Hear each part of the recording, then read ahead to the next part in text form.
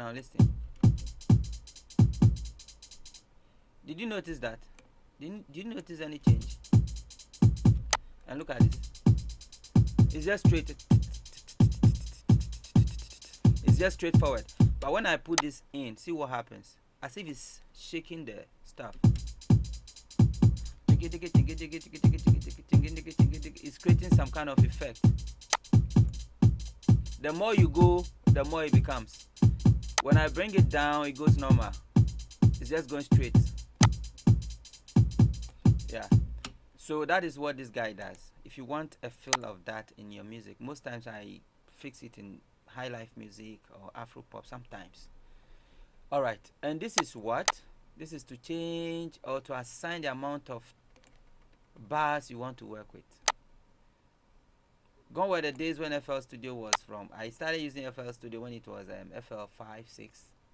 Yeah, I think then 5, FL 5, FL 6, FL 7. Those times we use this more because without this you can't stretch your bar like I'm doing here. You can't stretch like this.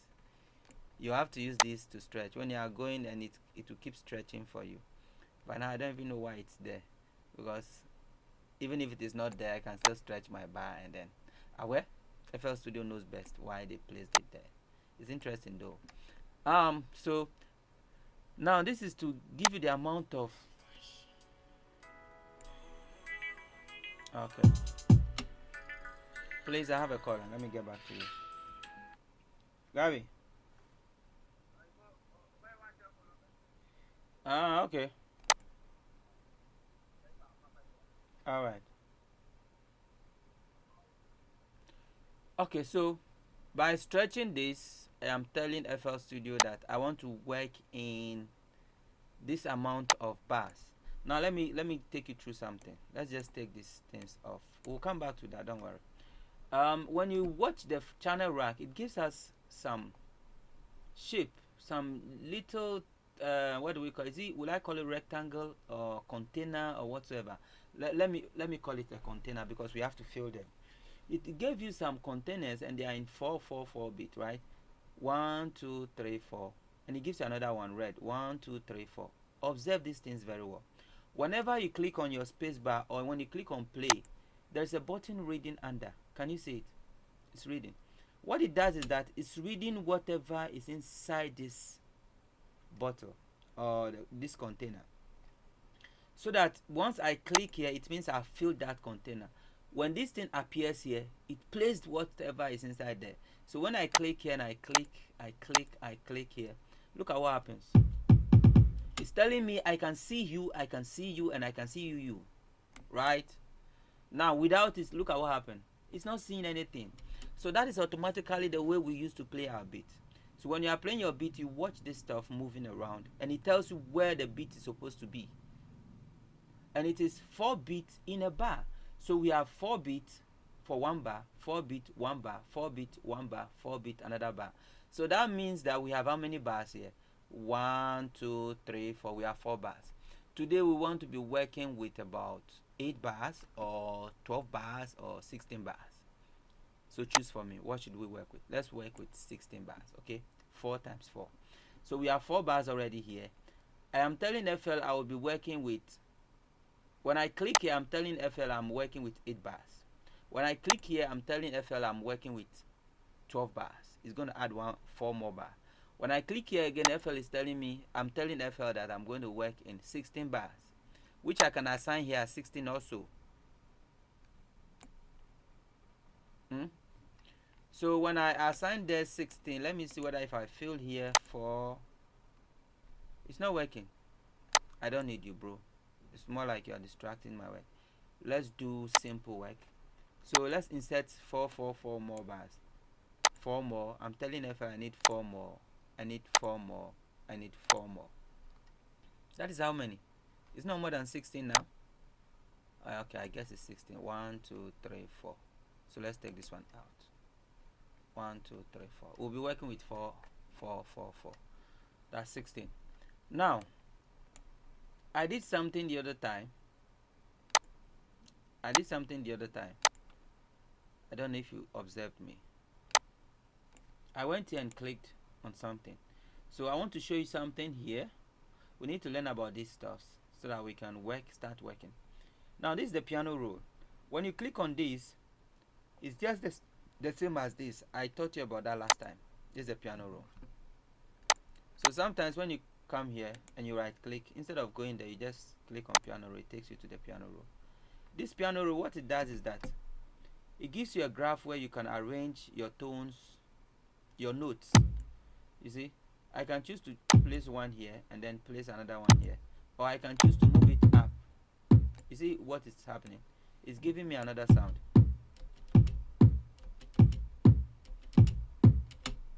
If you don't know, you would think I'm using two kicks, but it's just one kick. Alright, that's for the piano roll. And then right click, it says graph editor. I'm going to explain that to you. When you play staffs here, when you choose this, it's telling you the pitch on which you play the staff, such that you can pitch down or you can pitch up. Right now, when you click on this, it's telling you the velocity, the loudness of what you've played. See, this one becomes lower because I brought the volume down. So sometimes you can create some interesting stuff by just see, sometimes when you are playing the drums manually, your foot doesn't give you constant frequency or velocity. So it is assumed that when you play digitally, everything goes big, just like that. So sometimes we just come here to do a bit of tweaking to make you feel like it is live. Do you get it? Let's move to the next one. Release velocity. Release. You know what release is? When it comes to compression and other stuff, I'll talk about that. And this fine pitching, we'll talk about that. We can pitch down, we can pitch up. We'll come to that later on. And this is panning. You can also pan just a kick. Would I say just a note in the kick? See that? And you can also pitch a note. FL Studio is so simple that they made everything possible. Look at that. And this is panning. So left and right, right? MX, this I've never used before, so I don't know what happens here, but let's see. Remember, our panning is still there, so let's take the panning off. Y and X axis, whatever. Those of you who have done graph, you should understand this better. Okay, so that is that about that. The ones I use majorly here is this, and then sometimes my panning. I do some panning if I want some interesting stuff. So let's leave this place. Let's go back. This is to rename your kick. Let's I want to name it kick myself. I've renamed my kick. And this is to change color. I can change the color of this so that when I see that, I know it's my kick. The color is changed. This is to change icon. There are a lot of icons here. If I want to tell my viewer or whosoever I'm working with that this is a kick, I can just come here and choose the kick icon and it will be there. Can you see that? FL Studio is so interesting.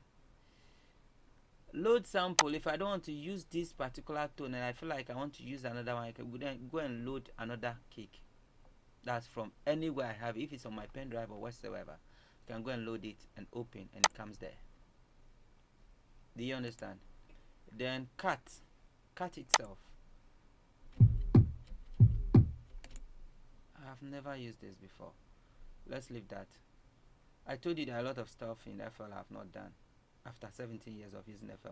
That is so impressive. Okay, let's go. Now let's move to this button. Insert. To insert something. That is to tell you that you can use it to insert a tone or insert a plugin or insert anything you see here. So whatever I click on right here right now is going to move in there. I don't want to do that because okay, let me give you an example. I don't want to change this kick. Let me use let me use my clap for example to do that insert stuff so that you just understand what I mean by. I use it to insert a bass guitar. Did you see that? This is a bass guitar, and when you press on your, you can also tweak it here. You can do some tweaking here, okay? All right, that is to insert. And then, am I sure I'm recording? Yeah, I'm recording. I need you to get a very nice sound, so I need to be sure of the recording. Okay, let's go on. Let's delete this. I don't need this. We'll come back to it later on. So I think the last button is what? Replace. So insert, when I did insert, you notice it brought another one. It didn't disturb this one. But when you choose replace, it's going to replace. So let's insert again. Observe that it brought another one with color. If I don't want to use this and I want to replace it, you can go here, replace with another stuff. I chose replace with another boom, right? What if I replace with FL key? Let's see what happens. It gives me FL key. Wow, that's interesting, right? So that should tell you that when we need our piano, even without a piano, you can still work in FL Studio. Okay, that's good. Let me delete that for now. I believe clone, you know what clone is? If I want a duplicate of this, that is clone. So when I click on clone, it's going to give me a duplicate. Can you see that? I don't need it. If I don't need it, you just click on what? Delete. And it's gone. Wow. Today we are really learning a lot that will get us into beat creation. The beat creation is so simple when you understand all these things I'm teaching you. So relax and listen to it. I beg you. It's very important. When you know all these things and we start working, I don't have to talk plenty. Before you know, we are done with our production. We'll be producing some interesting Afropop beat today, and maybe we may fuse it with an amapiano style. So just be with me, okay? Alright. Now, we're almost done with all this. Assign to new instrument track. Don't worry. If you want to change the track, you just go there, assign to new instrument track, and then it goes. See what happened? It comes here directly.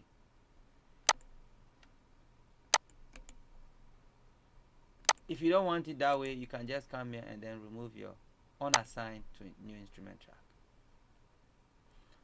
But sometimes it's interesting when you do that, because it helps you identify that your kick is here. When you are playing, you see, you can easily identify this is my kick, right? So when I'm arranging, I arrange all my kicks on this point, right? Okay, that aside, let's take this to default. Okay.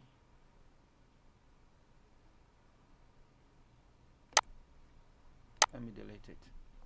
So it's gone. We are back to our default. Now, since we are almost done with this, let me just talk about this and then we go. Cut, you know what cut is? To cut something. Maybe I've played something here and I want to cut it out. You just go to cut. Let's say I play something here and I want to copy. You go here and you do copy. You can copy it out. So that is how to do cut and copy. And the same way, let's say I finish cutting, I can come here to do a paste. You can paste it back there, right? So that is how you cut and paste. And then when you go here, you watch down here, there's another section here. We have the FL fill each 2, 4, 8 or advanced fill.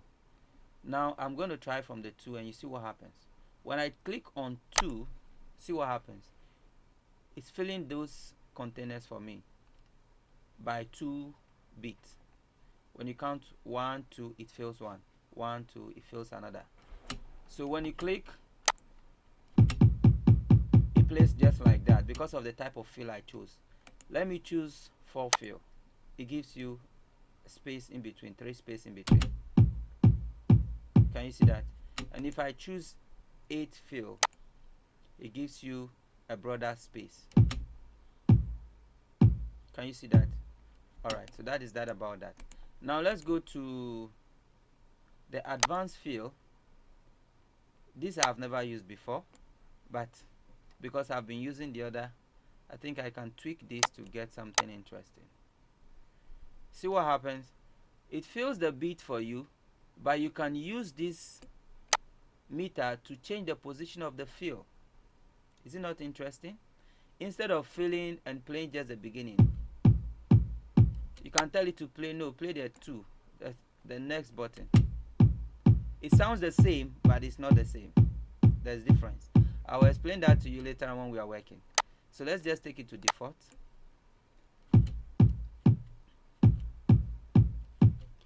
When I tell it interval of, you see there are intervals here.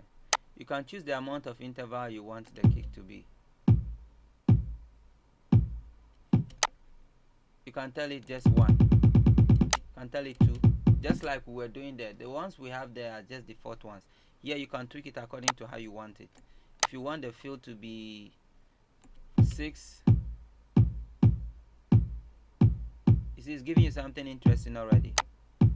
All this automated way of playing, but we'll be doing the manual way so that you can create your own interesting stuff. Okay, alright, so let's bring it to the default. The default was 4, right? And this,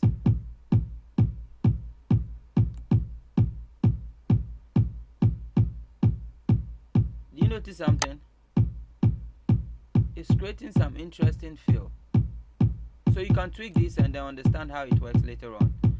We have no time today, so let's just take everything back to base.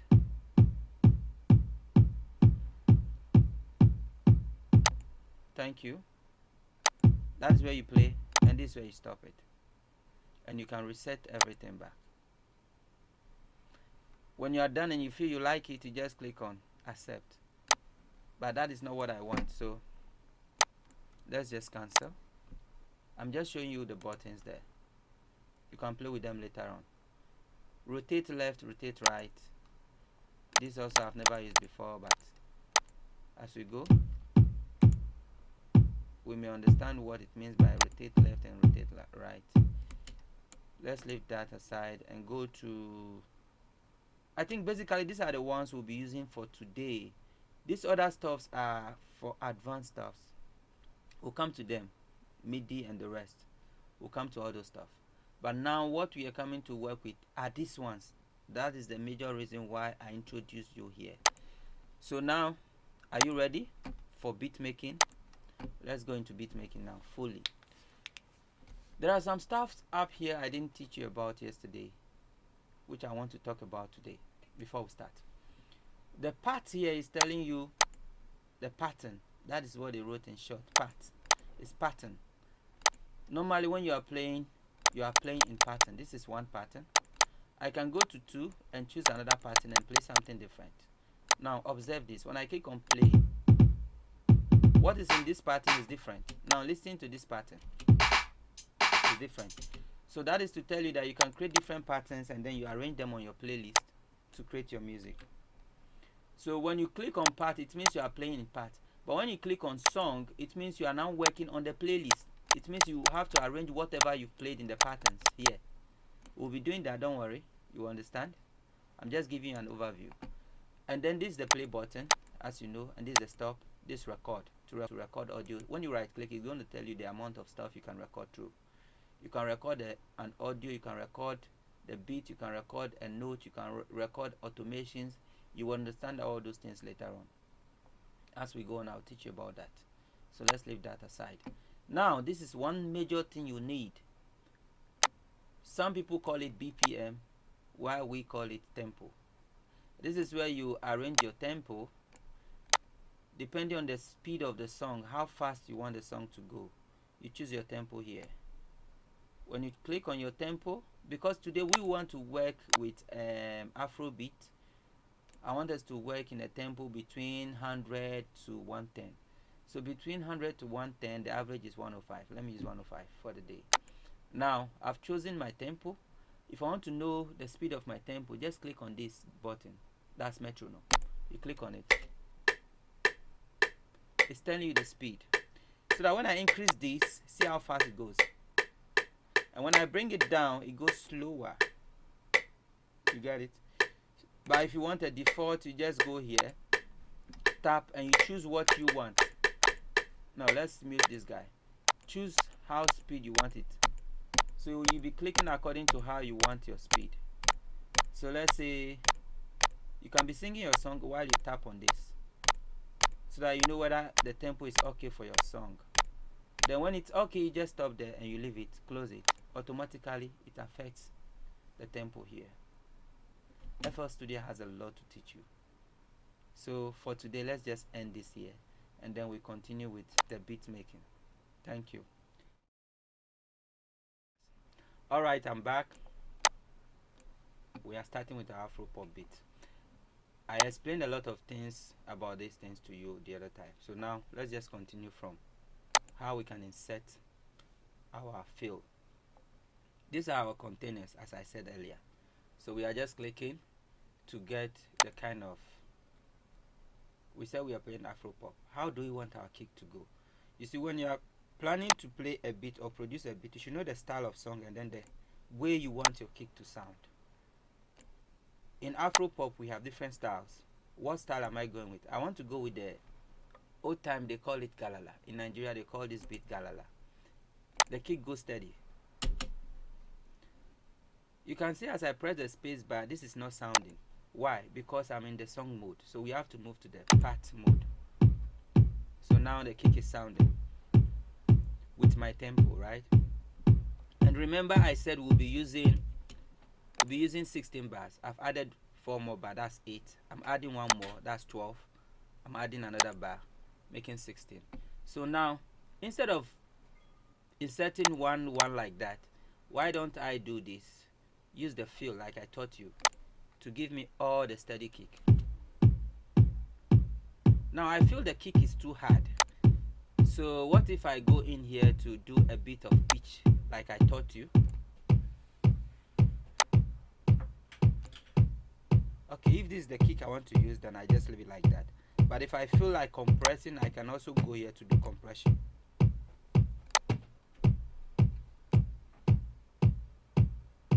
That is hard, right? I prefer it this way. Let's see if we can cut a bit of the tail like we did earlier.